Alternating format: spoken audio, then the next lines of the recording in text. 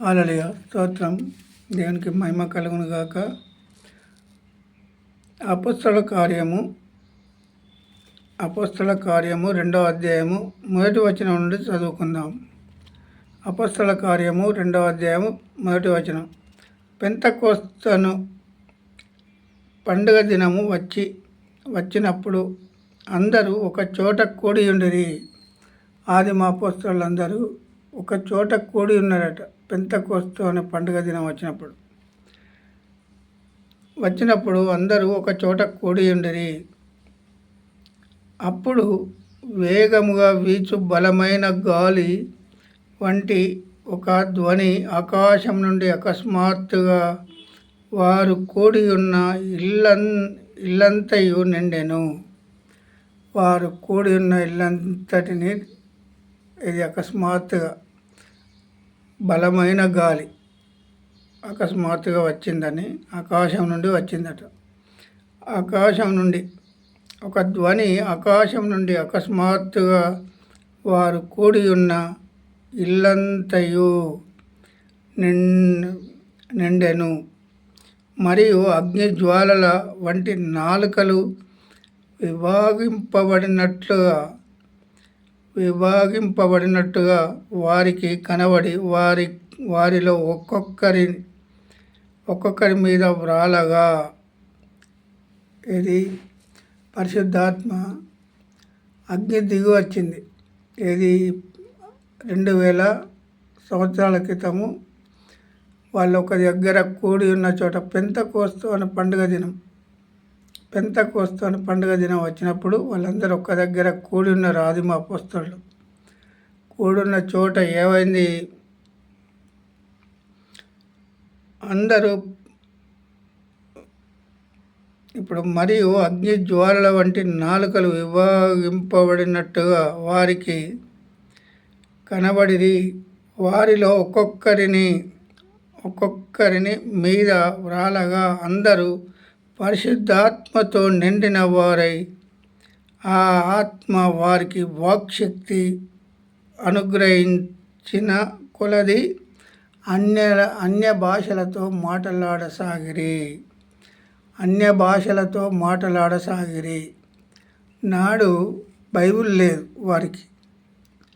ఇప్పుడు నేడు వాక్యాన్ని చూసి ఏం చేస్తానంటే నాకు వచ్చింది అగ్ని, నాకు దిగి వచ్చింది పరిశుద్ధాత్మ, నా దగ్గరికి వచ్చింది అని చెప్పుకునే వాళ్ళు ఈ వాక్యాన్ని చూసి నేను కూడా వచ్చిందని చెప్పచ్చు అనే సేవకులు వచ్చారు. ఇప్పుడు ఒక్కొక్కరు వాక్యం లేకపోయినట్టయితే ఏం చెప్తారు వీళ్ళు?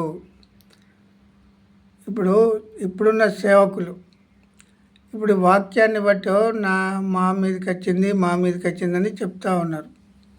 మరి ఆనాడు బైబిల్ లేదు వారి చేతిలో. వారి మీదకి అగ్ని వంటి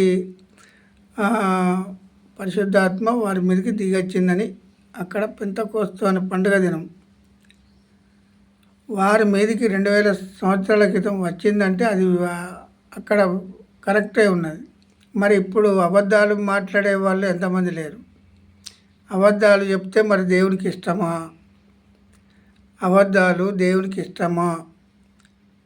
మరి ఒకవేళ అబద్ధమే చెప్పినట్లయితే పరిశుద్ధాత్మ మీద నువ్వు అబద్ధం ఆడితే మరి నేను ఇప్పుడు తీర్పు దినమున ఉన్నది కదా లెక్క.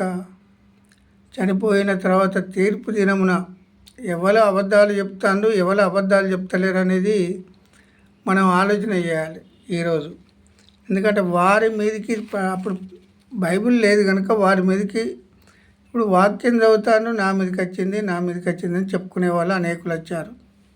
సరే, దేవుని కృపను బట్టి ఆ కాలమున ఆకాశం కింద నుండి ప్రతి జనములో నుండి వచ్చిన భక్తి గల యూదులు యెరూషలేములో కాపురం ఉండిరి.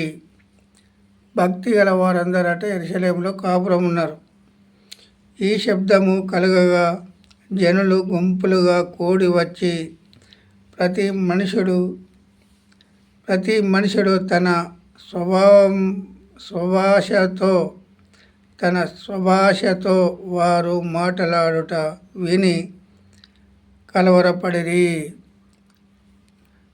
ఇప్పుడు ఒకరి భాష ఒకరికి రాగా ఇప్పుడు నేను తెలుగులో మాట్లాడతాను, ఒక ఆయన ఇంగ్లీష్ ఆయన వచ్చి తెలుగులో ఏకదమ్న మాట్లాడి నాకు వివరణ ఇస్తాడు. మరి ఆయన తెలుగు ఎప్పుడు నేర్చుకున్నాడు? మరి అలాంటి భాష వచ్చిందని ఇక్కడ ఇక్కడ చెప్తా ఉన్నారు. తన స్వభాషలలో తన స్వభాష ఇప్పుడు వారికి భాష అర్థమయ్యే విధంగా వీరు ఆ భాష మాట్లాడి చెప్తా ఉన్నారు. అన్య భాషలు, మనకు రాని భాష అన్య భాష. అన్య భాషలలో మాటలాడసాగిరి అంటే వాళ్ళకు అర్థమయ్యే విధంగా, ప్రతి మనుషునికి అర్థమయ్యే విధంగా మాట్లాడుతానని ఇక్కడ రాయబడి ఉన్నది. ఇప్పుడు ఏకంగా అసలు ఇప్పుడు పిచ్చి భాషలు వచ్చాయి. దేవదూతల భాషలన్నీ మాట్లాడుతాను. ఇప్పుడు నాకు రాని భాషను ఏమంటారు? అన్య భాష అంటారు. నాకు రాని భాష అన్య భాష. అన్యులు ఇప్పుడు ఒకళ్ళు హిందీలో మాట్లాడింది అనుకో, నాకు హిందీ రాదు. ఆ హిందీలో నేను అప్పటికప్పుడు మాట్లాడినట్లయితే పరిశుద్ధాత్మ నాలో ఉండి మాట్లాడుతుందని అనుకోవాలి. కానీ ఇప్పుడు ఈ భాష కాదు ఆ భాష కాదు ఏదో భాష మాట్లాడుతూ ఉంటారు. అన్య భాషలను పేరు పెట్టింది. మరి హిందీలో స్పష్టంగా వాళ్ళకు తెలియపరిచే విధంగా దేవుడు ఆ విధంగా వాడుకున్నాడు వాళ్ళను. అన్య భాషలలో మాట్లాడసాగిరి. ఇప్పుడు తనకు రాని భాషను ఏకదమ్న మాట్లాడే వరకు పరిశుద్ధాత్మ వరం ఉన్నదని చెప్పినప్పుడు నాడు. మరి పరిశుద్ధాత్మ వరం ఉంటే ఇప్పుడేం పిచ్చి భాషలు మాట్లాడుతాను? ఇప్పుడు నాకు రాని భాష వారికి వస్తుంది కనుక వారి భాషలో మాట్లాడి వారికి అర్థమయ్యే విధంగా భాష ఉండాలి. కానీ అప్పటికప్పుడు ఆయన నేర్చుకున్న భాష కాదు, హిందీ నేర్చుకున్నది కాదు, ఇంగ్లీష్ నేర్చుకున్నది కాదు. ఆ ఇంగ్లీష్లో మాట్లాడుతాండ్రు, హిందీలో మాట్లాడుతాండ్రు, వాళ్ళకి అర్థమయ్యే విధంగా మాట్లాడసాగిరి అని ఇక్కడ అన్య భాషలు, నాకు రాని భాషను అన్య భాష అంటారు. కానీ ఇప్పుడు ఇక్కడ ఏమైంది? ఈ అన్య భాషలు ఇప్పుడు తన స్వభాషతో వారు మాట్లాడట విని కలవరబడిరి. తన స్వభాష, ఎవరి స్వభాష? ఒకరికి హిందీ వస్తుంది, హిందీలో మాట్లాడుతాడు. ఎప్పుడు నేర్చుకున్నాడు మరి హిందీ? ఎప్పుడు నేర్చుకోలేదు. ఇంగ్లీష్లో మాట్లాడుతాడు. మరి ఎప్పుడు నేర్చుకున్నాడు ఇంగ్లీషు? నాకు తెలుగు వస్తుంది, నేను తెలుగులో మాట్లాడాలి. మరి నేను ఇంగ్లీష్లో మాట్లాడినప్పుడు అది నాది కాని భాషను, అరే నా భాష ఎన్నడూ రాదు కదా. మరి నేను పరిశుద్ధాత్మ ద్వారా వరం పొందుకొని అలా మాట్లాడి వారందరినీ ఉత్తీర్ణులను చేశాను అని ఉన్నది ఇక్కడ. ఉత్తీర్ణులను చేశాను. అయితే ఈ శబ్దం కలగగా తన స్వభాషతో వారు మాట్లాడటం విని కలవరపడిరి. అంతటా అందరూ విభ్రాంతి నొంది ఆశ్చర్యపడి, ఇదిగో మాట్లాడుచున్న వీరందరూ గలిలీయులు కారా? మాట్లాడుచున్న వీరందరూ గలిలీయులు కారా అనే ఒక క్వశ్చన్ మార్క్. మనలో ప్రతివాడు తాను పుట్టిన దేశపు భాషతో వీరు మాట్లాడుట మనము వినుచున్నామే. అర్థమైందా ఈ భాష? నాకు రాని భాష అన్య భాష అంటారు.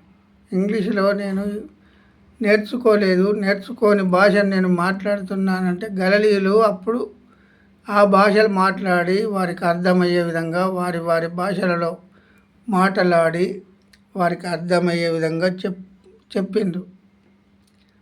కానీ ఇప్పుడు అన్య భాషలు ఏ విధంగా మారిపోయాయి? దేవదూతల భాషలు అంటారు.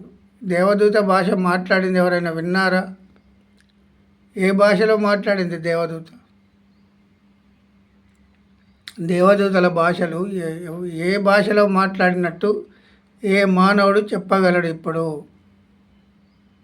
దేవదూతల భాష అనగానే దేవదూతల భాష అంటారు ఇప్పుడు. దేవతల దేవదూతల భాష ఏ భాష అది మాట్లాడింది? ఎవరికైనా అర్థమైందా? అర్థం చేసుకోకపోతే మనం వ్యర్థులమే.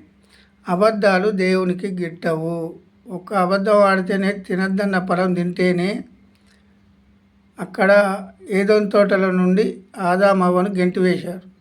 మరి ఇప్పుడు లేచిన దగ్గర నుంచి మొదలుకుంటే పడుకునే వరకు ఎన్ని అబద్ధాలు ఆడుతానో మనమే ఆలోచించాలి.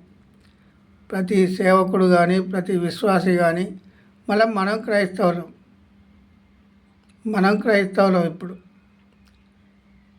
అబద్ధాలు ఆడితే దేవునికి గిట్టవని అందరికీ తెలుసు. ఏదోని తోటలో నుండి అవ్వను ఆదామును గెంటివేశాడు. ఇక నుండి తప్పు చెయ్యకు అని అన్నాడు పట్టబడిన స్త్రీని. ఇప్పుడైతే తప్పుల మీద తప్పులు చేసుకుంటూ నేను పరలోక రాజ్యం చేరుతా అని అనుకునేవారు ఎక్కువయ్యారు. ఆలోచన చేయాలి. దేవుని కృపను బట్టి దేవునికి మహిమ కలుగును గాక. ఆమేన్.